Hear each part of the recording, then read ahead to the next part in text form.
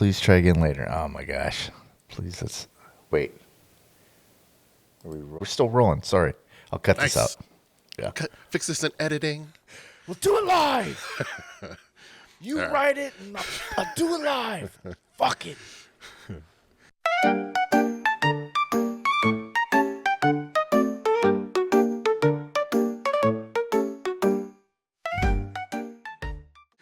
Hey, everybody. Welcome back to whatever this is called, where our flows are always even and our Jeremys have always spoken. I am Scott Taylor, and back here, as always, with me is Mr. Steven Garcia. Steve, how you doing? Fantastic. Very good. Can't wait to get into this one, man. I think you threw me a bone on this one. And Yeah. it was, like I said, it was trying to herd a stampede into a little porta potty because it was just too much to grab. I mean, not too much. And I also want to preface this by saying that the usual suspects in terms of songs, the popular songs, I kind of laid off of those because those are just so obvious and so not really trying. So I went for kind of deeper cuts, even though I still love the classics. So let's just not get anything confused here by saying that.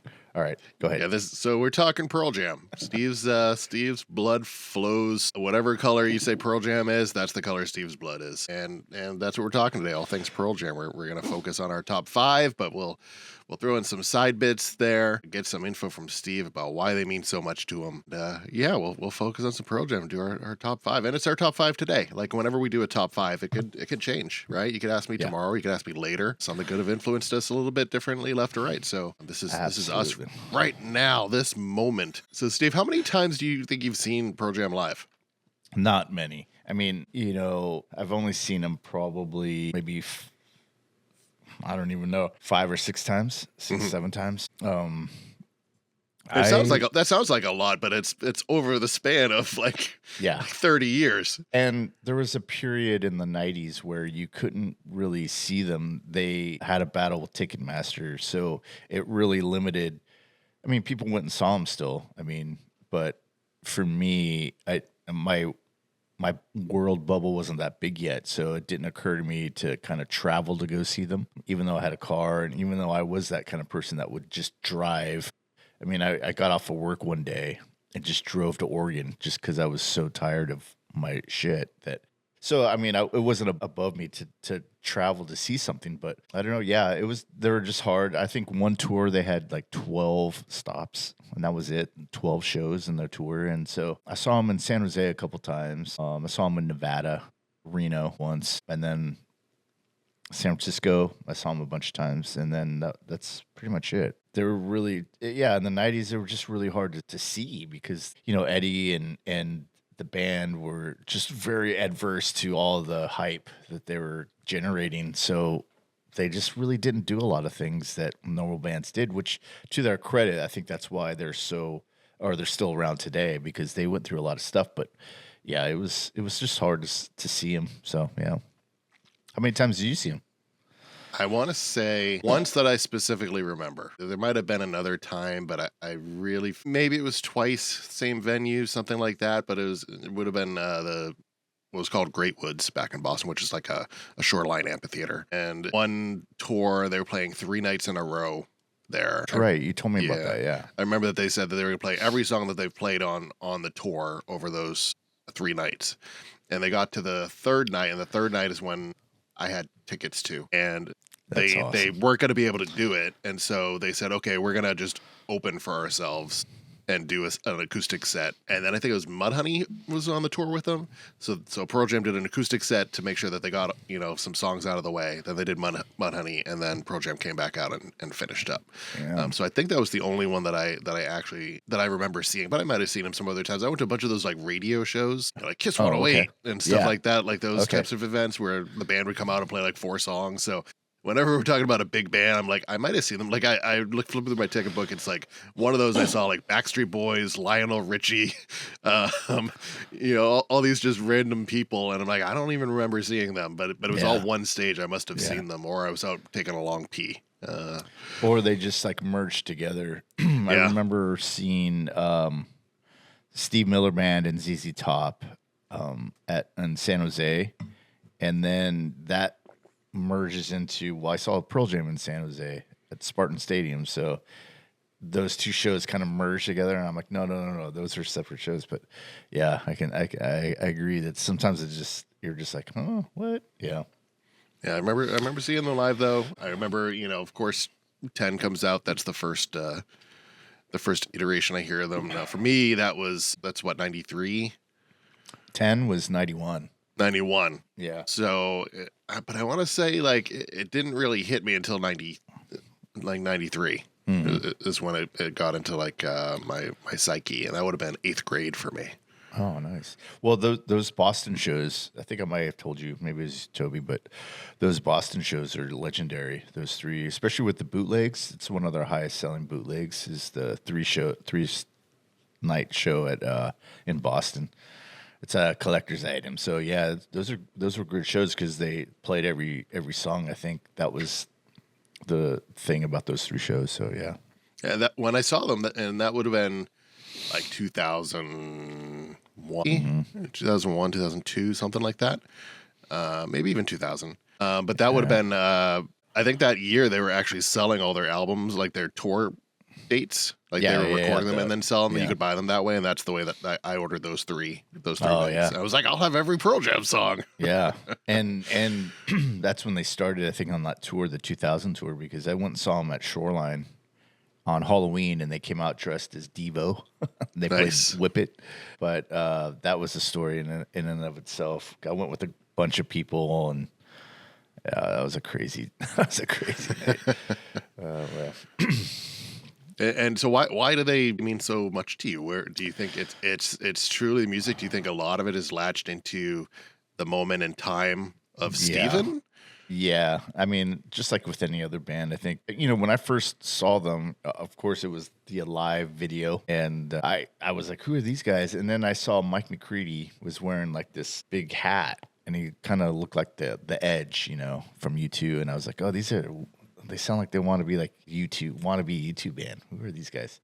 But of course, that song was being played like everywhere all the time. When I started listening to the lyrics, it was just something that I really, it just really connected with me. The alienation, the kind of growing up with a really shitty stepfather, and just identifying with the song, and then listening to the album and the themes in that album of like alienation and anger, but also a tinge of like loneliness and all these other things that come with it. And so I remember my girlfriend at the time was just like, geez, are we listening everywhere we went? I would play either 10, because that was the only thing out at the time. I taped the Unplugged off of the MTV because I had my stereo connected to my VCR and TV. And so I did the audio. I got the audio off of it, and I put it on a tape, and I just listened to that tape, just wore it out. I had to make like a couple of copies. So it was just that. It was 91 was 17. 17. And, I was just angry. As Billy Joel would say, I was an angry young man. So yeah, I identified with that kind of. Plus, Eddie was kind of the type of front person that was kind of expelling all of that, and I just kind of got caught up in the feel of that stuff, and because I wanted to be kind of like this punk rock dude, but then I also liked mainstream music. So for me, Pearl Jam was kind of the kind of, what do you call it? The thing that was kind of both of those things to me. It had this punk rock ethos in a mainstream band. And there's a lot of bands that are like that too. And it's not like just Pearl Jam, but that's what attracted me initially. So yeah. And it was like, he sounded like me in terms of baritone, the voice, and not that I sound like him. I'm not comparing him, but I'm just saying like that. God, you're so cocky. Well, no, okay, that's it. Yeah, I am Eddie Vedder. Here goes. But yeah, that's why. Yeah, so much of music is just the time and place, right? And it just locks you in there, whatever you're feeling at that moment. And then there are other bands and other songs where you listen to it and it takes you back to that place. Yeah. That's kind of the two aspects of music that I see. Either it was there when something happened in your life and was lining up at the right moment, or it can take you back to a moment in your life. Those are the songs. Other than just, dance anthems, shot. So that's not taking me back anywhere, but I'll dance to it, right? So, well, I think we've talked about, before we get into it, I think we've talked about it just a little bit about how, or at least I have, where you're in this moment of transition, you know, of in this case music. And so anytime I listen to 10 or even Verses for that matter, it just takes me back to that time of that time in my life where there was this transition between like pop music and that went into like, and I hate this word grunge, but it was like this dark rock music, and it was just a pivotal time in a lot of things, especially in movies and music. There was just this momentum swing, and it turned into something different. And that was, and Pearl Jam to me is that kind of thing, that catalyst that kind of helped transition between those two periods of like the late 80s, early 90s to like what I think music is now, you know, how I judge it now. And like those two things are just, I don't know, it's just amazing to live through. Yeah. Yeah, and there's so many bands out there, but when you get one that just clicks to you, like Pearl Jam has to you, it's a special thing. Let's start our top 5 here and see where we go with it. I'll start because I want you to be able to have the number 1 slot. Oh, okay. The final number 1. So maybe we'll overlap and on a couple of these, but I think you'll probably go deeper than I did. I mean, I feel like I went deeper than an average fan. That's great. I want to hear it, dude. I was talking to my wife about it, and I was like, yeah, we're going to do top 5 Pearl Jam songs. She's like, Jeremy. I'm like, you can't go Jeremy.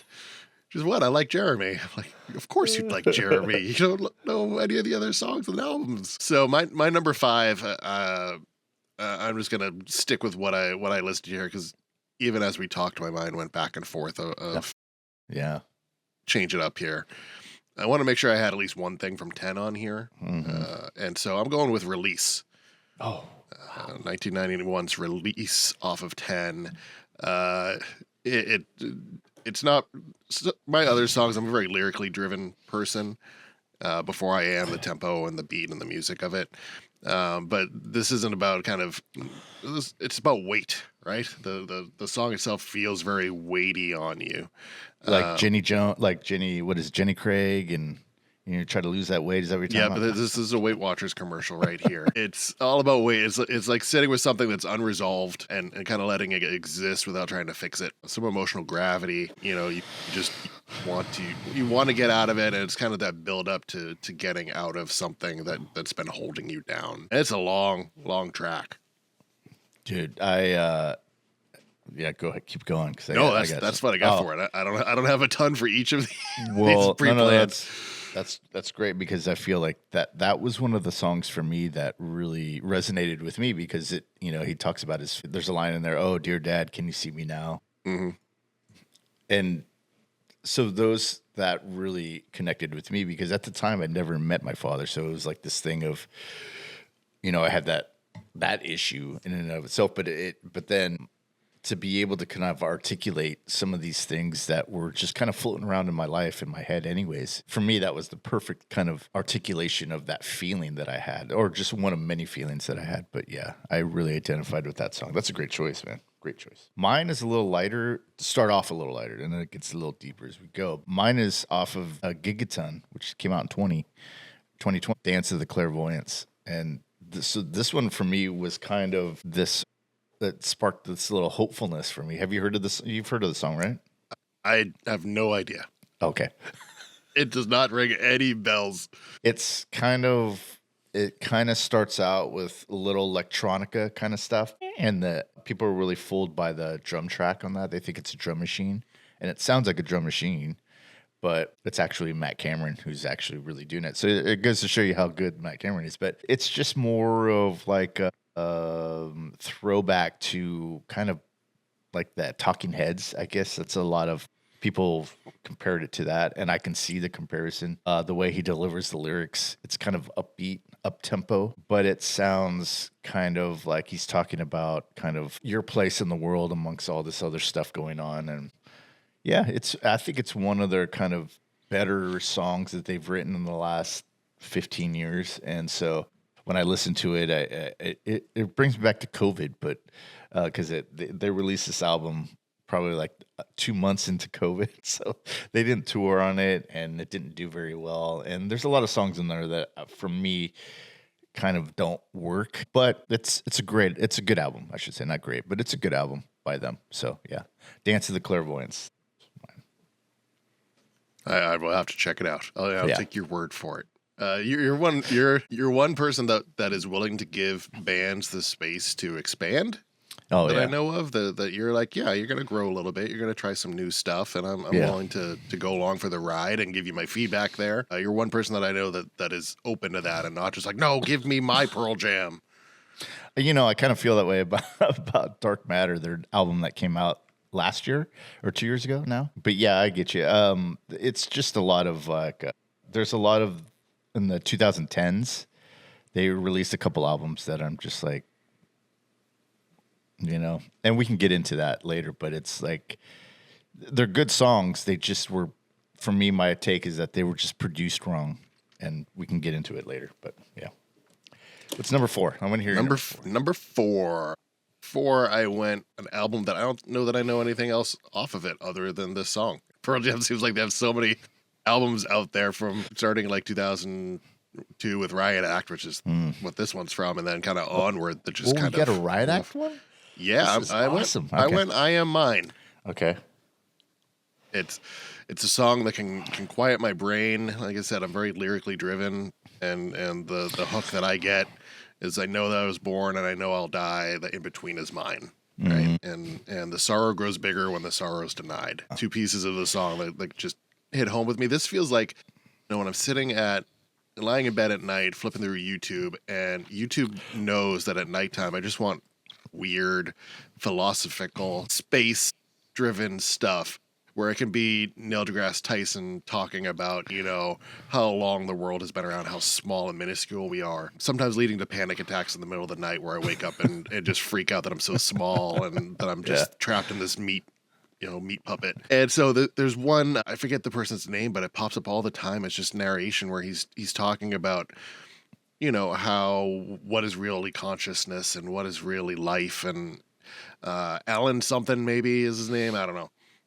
But this song feels a lot like that. It's pretty clear. It's like, you've got your starting point, you've got your ending point. It's up to you, pal. Like you do what you need to do. Here's what everybody else is doing around you. This is selfish. They're all standing in line. To me, it's just all about the moment, right? And it's the moment that you have, and it's a flash. Use it. Whatever you do with it is fine, but it's your moment. Dude, that's a great song. I mean, that's pretty cool. I think my next one, and I don't want to jump ahead because I want to talk about but my next song kind of ties into that theme. But yeah, that album, Riot Act, I was working at Tower Records in San Francisco in the Castro, and I remember when that came out, all my coworkers were like, "What the fuck is this album? I Am Mine? What the hell is he talking about?" And because that was the first single off of that, and I remember like, going, "What? How do you not like this song?" Mm-hmm. But that album as a whole, I just didn't connect to for a long time. I think that was the only song I listened to off of that album for like probably a year or two. I mean, I would try, because I would take the bus from San Francisco around that time to come back to Santa Rosa here and take the 80, Golden Gate Transit, and I would listen to that album and try to get into it. And I would just, by like the third or fourth song, I would just get to another album or listen to different music. But and it wasn't until I kind of, I think it was 06, I kind of went through, breakup and stuff like that. And I started listening to that album, and then I kind of understood. And that's what sometimes usually it doesn't take me years, but that album took me a long time to kind of just connect with anything other than that song, because that was the best for me. A long time, that was the best song, and then it still kind of is the best song on that album. So, yeah, that's a great one, man. Yeah, to me, it's almost like a diagnosis versus poetry, right? It's that's it's a good way of putting it. sorrow, talking about sorrow and talking about just about emotions in general. There, it's like, no, feel what you're gonna feel, let it happen, have your moment wherever you need it, because this is what you get. This is you or yourself, all that you ever get. So do what you need to do for you and live your life, and don't worry about the people that are lining up around you. Yeah, I remember seeing him on the 06 tour in San Francisco, and he came out before the opening band. It did like 3 songs or something, and that was one of them. And it hit. I mean, the whole audience was into it, and yeah, that's a good song, man. That's a great choice. What do you got? Number 4. Number 4 for me is off of No Code, their fourth album. Came out in '96. This one's called In My Tree. This one, No Code as an album, was really a departure of their sound for the first 3 albums, which were, 10 Verses and Vitology, which were very kind of aggressive and really kind of, Vitology was aggressive, but it also had these weird moments of like sound collages and all this other stuff. So this one was really, they've even said that this one was kind of, they didn't, there a lot of rough drafts is the kind of the theme of the album. And you can tell a little bit, it's a lot more jammier. So there's not a lot of like, there's the typical structure of a song, but they would have these jams at the end, or they would have these jams in the middle. This song is kind of cool because what you were talking about, I think Eddie and Vitology and this album, he kind of wrote about kind of the hype that they were all living through that he just wasn't comfortable with. You know, he had a stalker, and he wrote about it on this album, and it was just the popularity was just beyond their control. And I think at the time, Eddie just wanted to have control of that. He was always threatening to leave the band and go play like clubs, small clubs, and that's where he wanted to go back to. But it was just kind of this thing, and from a fan, which is great in terms of their ethos, but it's like that made it just that much harder to come and see him, man, because I couldn't. And I think that one tour where they had 12 shows, one of them was the San Francisco. There was the Tibetan Freedom Concert in Golden Gate Park, which Eddie ended up getting sick. So they didn't really play. The band ended up playing with Neil Young, and I think he writes about that on this. And so it was just a weird time for them. And this album has a lot of spirituality to it. It has a lot of like inward. It's more inward.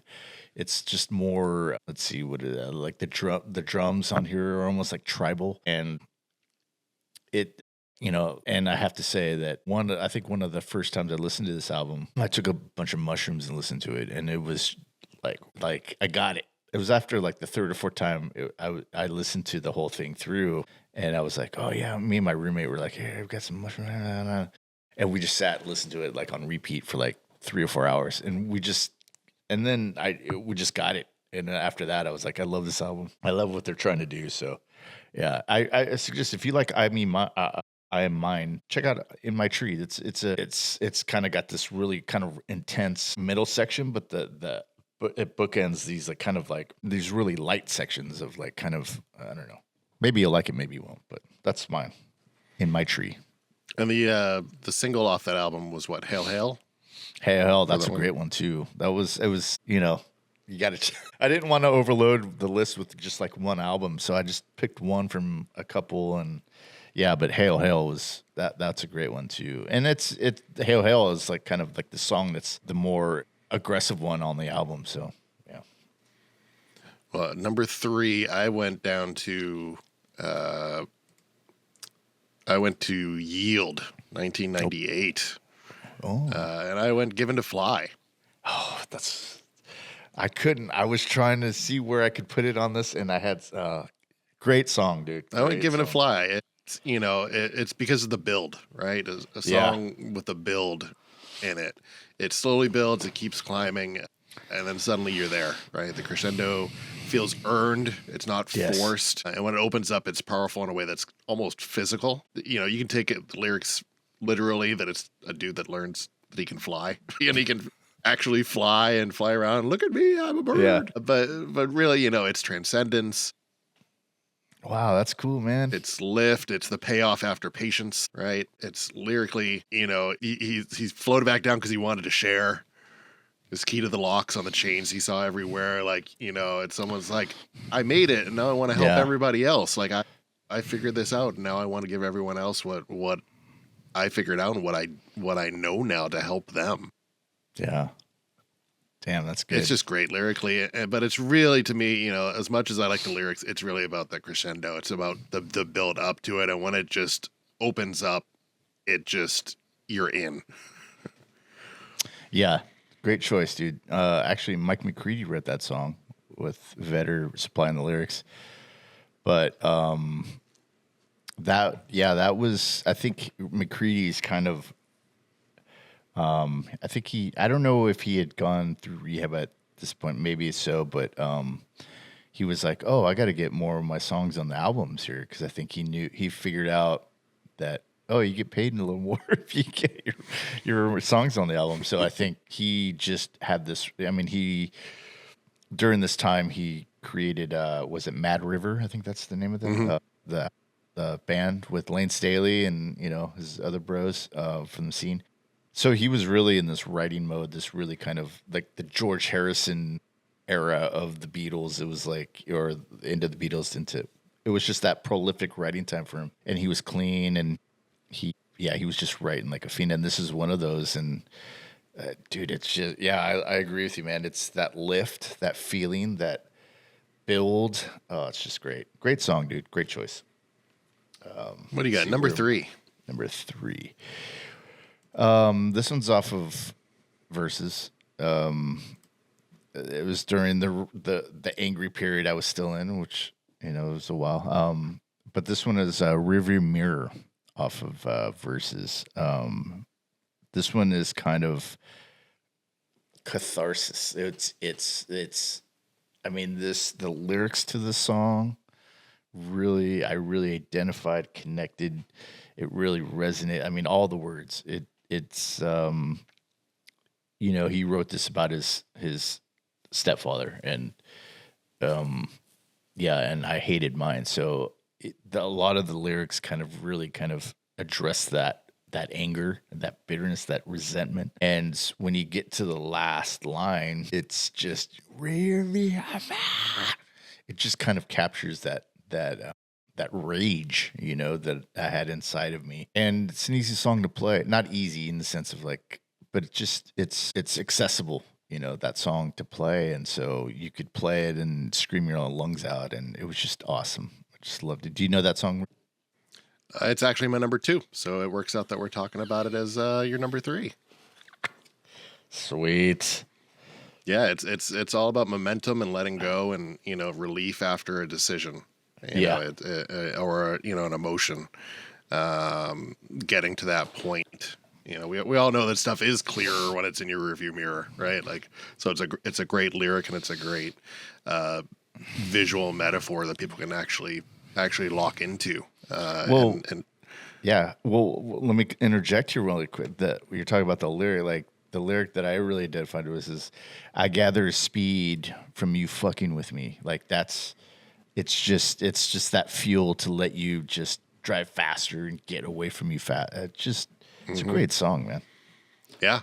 It's kind of taking your power back, right? It's like, I took a drive to Time to Emancipate. And it's like, I'm making this decision now. I'm and everybody's going to take that decision differently. And of course, how he wrote it is like with his dad in mind. Yeah. And you're seeing your stepfather in it, and I'm just seeing it. I see a lot of songs in general terms, just like a mantra or something along those lines, where it's like, just something to apply to those situations when they come up.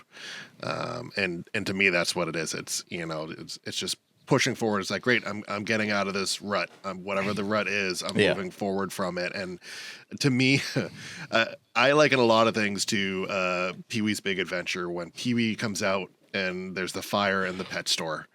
I liken a lot of things to that. And Pee-wee sees the store's on fire. He goes in, lets the chimp out first to help, and he starts saving the dogs and the cute things. And every time he runs by the snakes and just shrugs away from them and just doesn't want to deal with it, right? And it's like, I don't want to know, and does the other things. But at the end, that's all that's left. And so he just pauses, and he comes running out, just screaming, holding these snakes. And I liken that to a lot in my life when I have to do something that I know is going to be hard and I don't want to do. I say, you got to Pee-wee snake it. And to me, This song is about, the moment when you say, I'm going to Pee Wee Snake this. And it's from that point of, here's my decision I've made. And through the catharsis of, I did it.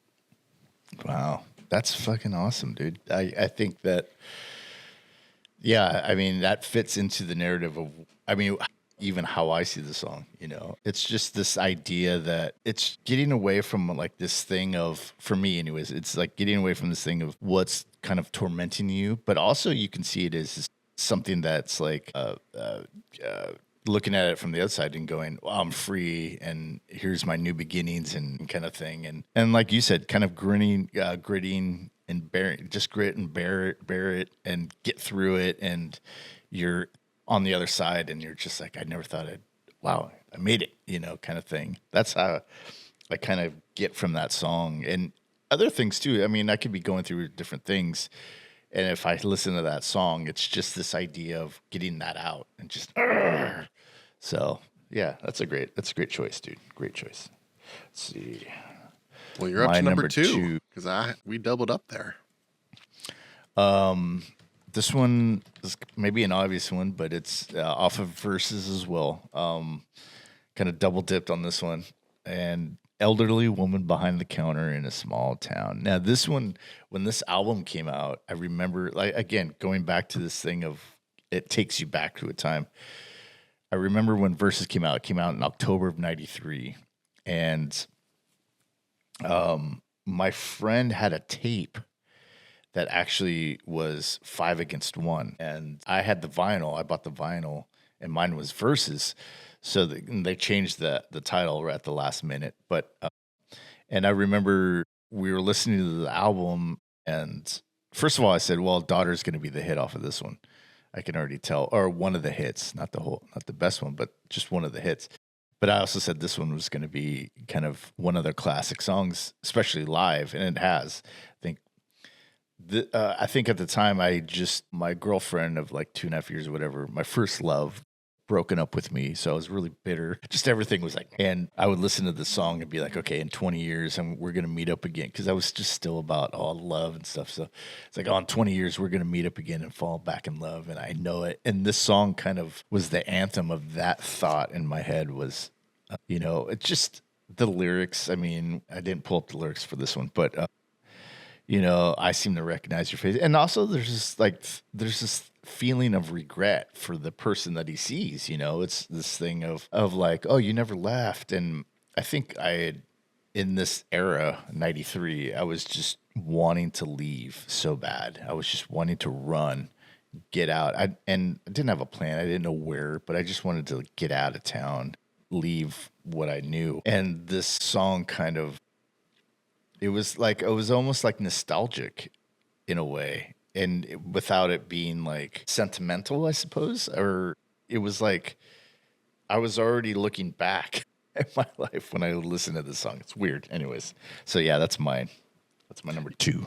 I think that song has a lot of depth to it. It's like it is a very I don't know, popular friendly song, right? Yeah. Which is why it was released as a single, but there's a lot of depth when you think about it. Like you said, when you see someone that never left your hometown, right? Mm-hmm.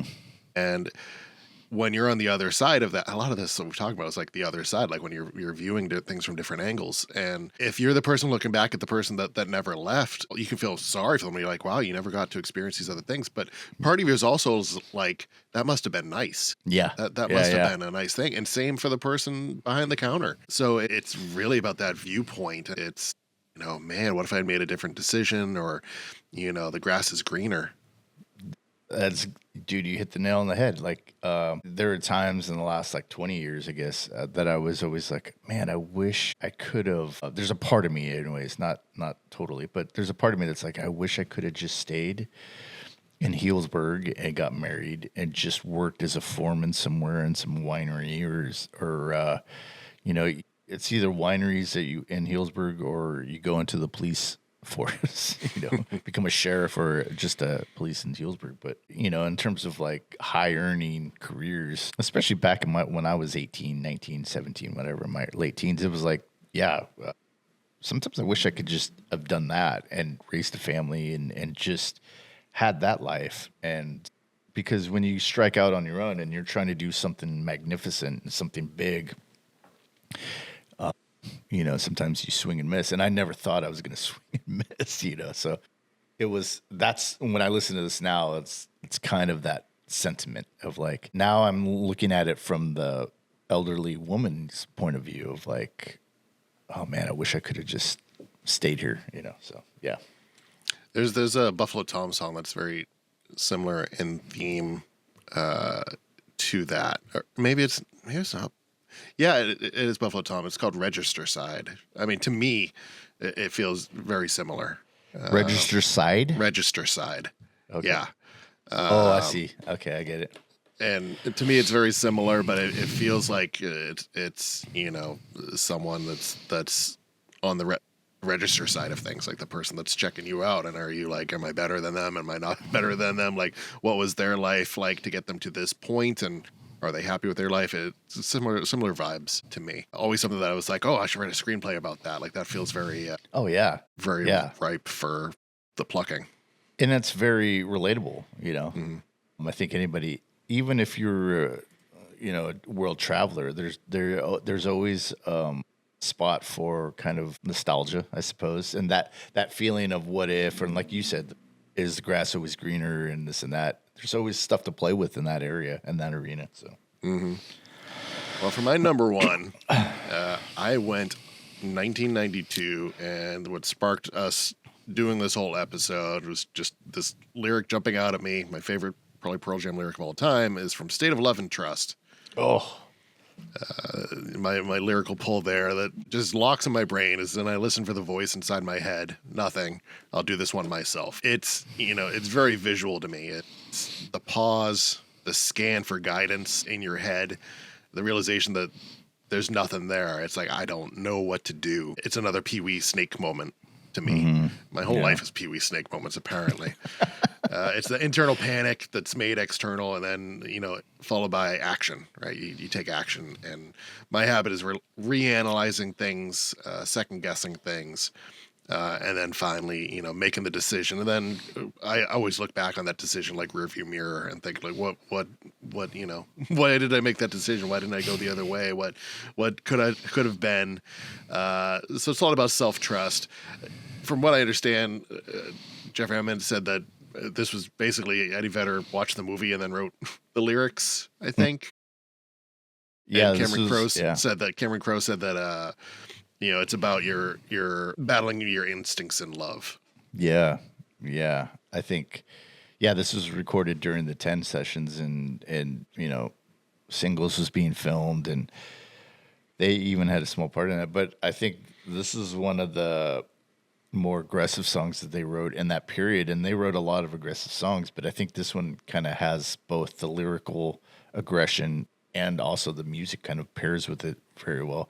But yeah, this is a song from me that really, like I was saying before, united these two ethos of that punk rock mentality, but it's in like mainstream form, right? It's this kind of aggression, this thing of just singing about life and singing about the things that you go through. And like you said, kind of what the movie kind of mirrors, or the theme of Singles, which is a great movie. I can't wait to do that on the pod. But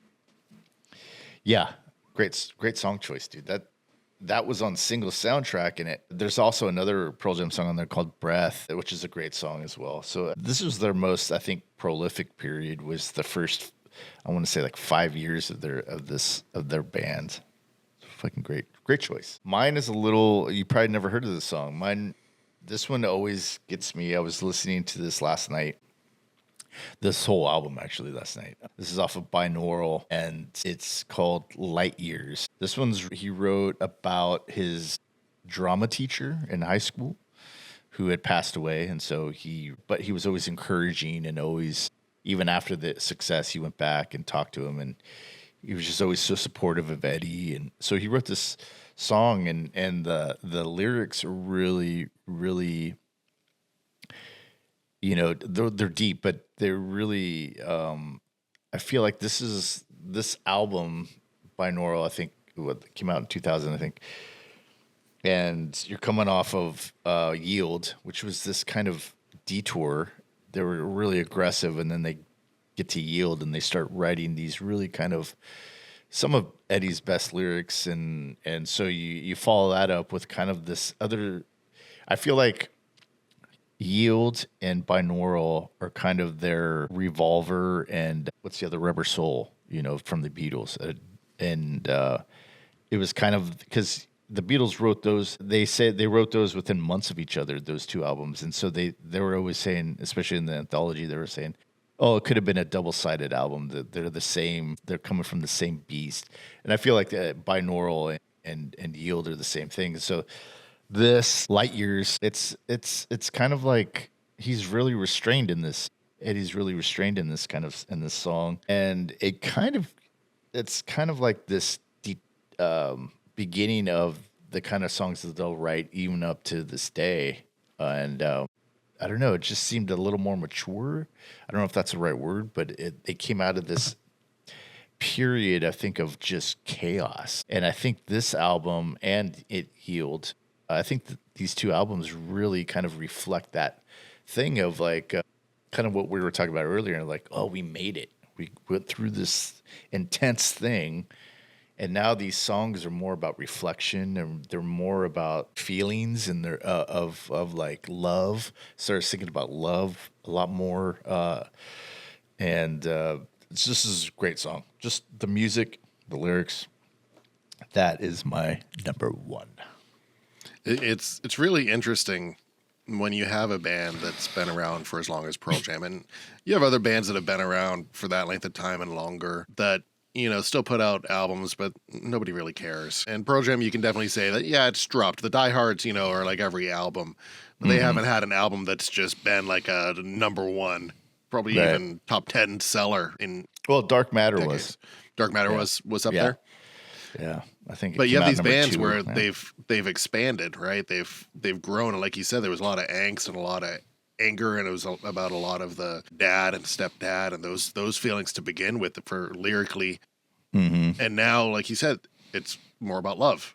It's kind of grown, and so to have a band that has expanded these decades, you can see that kind of pattern there and that growth into what they're thinking about. And a lot of times people have kids, and they're learning from that, and they have a family, or they don't, and then they just experience different things. Yeah, but it's interesting when you have a discography this long to see that kind of change there and the focus shifting. And it's interesting because I think during that period from like 97 to maybe even 98, probably 97 because it was written, or it came out in 98, but so like 97 to like 2000, it was this really change in the band, because it was like, just like with anything, I think, any kind of partnership that you have, whether it be marriage or a band or your girlfriend or your brother or sister, whatever it is, it's like, I think there comes a time when you have to kind of get real, and so you deal with all your problems, and then or you kind of escape some of these what you perceive to be problems, and then you're just left with kind of your bandmates. And I'll talk about just Pearl Jam in this instance, but you look at your bandmates and you go, well, okay, so it wasn't all that stuff. Like, we've gotten through that, but it wasn't just all that stuff. It's now we're left with us. So how are we going to deal with, because all the hype and stuff they kind of not got rid of, but they kind of got through it. And now it's like, okay, so it wasn't just that stuff. Now we have to deal with kind of the real stuff. And so I think in these two albums, you kind of see that. You kind of they released this video called Single Video Theory around the time of, I think, of Yield, and you see them. They're still young, and they're still like, they're coming off of that. I don't know how to explain it, but the feeling of the band, watching the band talk and rehearse, because it's like the talking head segments, and then they show the band playing and rehearsing in the rehearsal. But you have this sense of like, like they're just being able to kind of breathe, and these two albums come out of that are just amazing. So yeah, it's kind of like a document of that period. And now they take that stuff and they kind of mix it with the rock and the aggression and all that other stuff. And you have a really cool band. Yeah. Yeah, and there's tons of other songs out there that we could have pulled into this, and it's just where we're at today. It's just I mean, I had a list of probably 20 last night. I was just listening to them, all these albums and songs and singles, and it's kind of like a victim of the moment. I have to just, what my favorite ones are this second, because it's going to change next week probably. A couple just random ones that, even as we're talking through it, I'm like, man, I didn't put that one on there. Long Road. Yeah. Long I got Road. Id. That's another one from that same thing. Yeah. Probably the one that maybe would have made my list if I had remembered it sooner than this moment is actually Just Breathe off Backspacer. Right? Yeah. Just so lyrically just beautiful. Just about, life and yeah. what would you do for other people and whoever is special to you. Yeah, the people that cover that song too. You got Willie Nelson, you got Dave Matthews, you got a lot of these fucking really cool people covering it. I think some country artist did it. I can't remember it off the top of my head.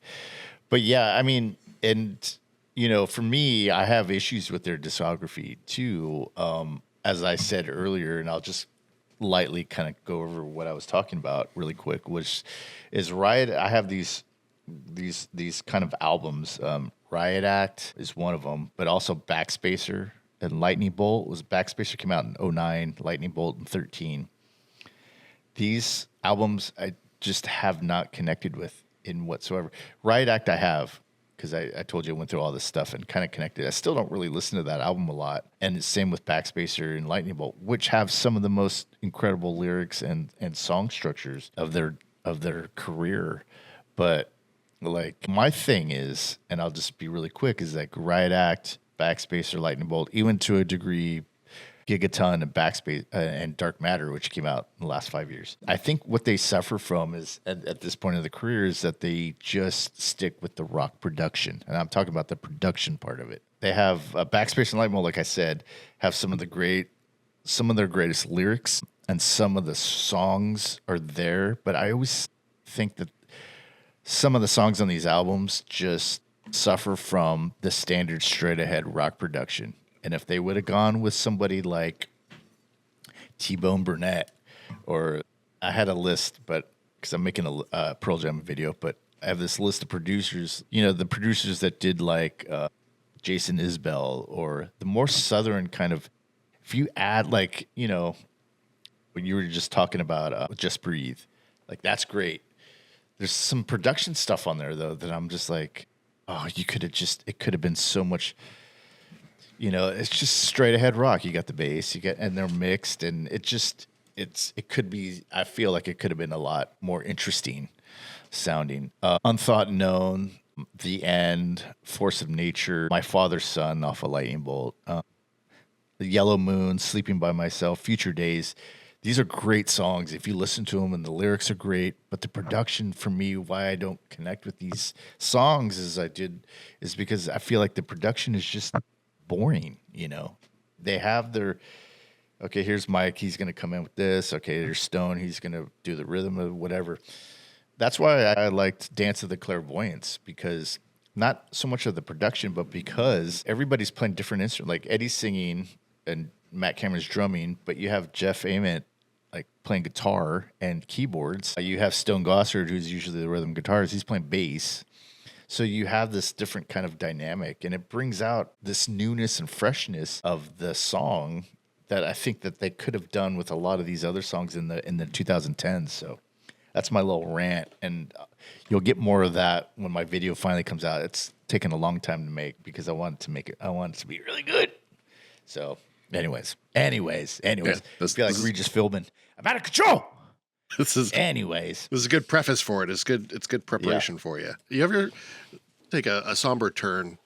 Do you ever think about your funeral and like if you'd want like a playlist, a specific Stephen Garcia like playlist that people would focus on when you pass to kind of speak to them from beyond the grave? Like to me, when my dad passed, after the priest spoke, my mom had listed like 6 different hymns Oh, really? Like songs, and the funeral home had like this old 8-track like cassette thing, and it was like, oh, we have that one, and then so they just put each one in, and the first one played, it's like, okay, great, it's him, and the second one played, it's like, okay, here's another one.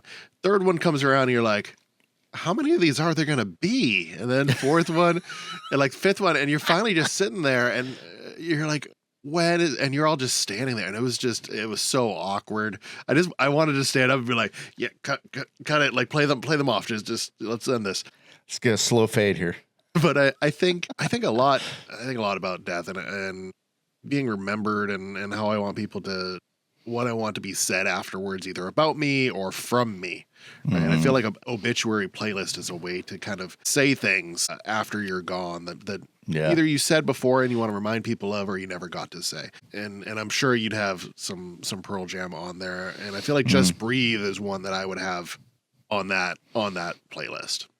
I would also add The End too, from that same Backspacer album. I don't know if you've ever listened to that one, but that one is just, I feel like it's kind of underrated, because Just Breathe kind of takes up all the oxygen on that album, which rightfully so. It's a short album, and so I think, but if you listen to The End, the last song on that is just as haunting, it's just as beautiful, and it's just as kind of melancholic of, just as Just Breathe. And so I think that's, you should check that one out too. I don't know if you're familiar with that one or not, but it's kind of the same vibe, it's just him and an acoustic, and the lyrics are just as poignant. So yeah, I suggest that one. Yeah, there's I Am Mine, like, probably would be on that place. We used to be able to make mixtapes for people, right? And you make a mixtape for a friend because you cared about them, or a romantic interest because you wanted them to care about you, and you wanted to say something about yourself and your feelings towards them, and let them see a little piece of you. And now I feel like the only thing I have left is an obituary playlist. Like that's it. That's the only remnant of that mixtape era that I have. I'm gonna write that down. I'm gonna make one. Yeah, I feel like that's another episode. Make an obituary playlist and go through, because I've thought about this, not just Pearl Jam, but there'd be a couple Pearl Jam songs on there, and you also don't want to make it be like a mixtape, because you don't want it to be too long, right? You only have a mixtape. You were limited by what space there was, but you don't want to just like throw everything on there. But the order of the songs would be important. Can we get John Cusack in here? John, come on, let's talk about this.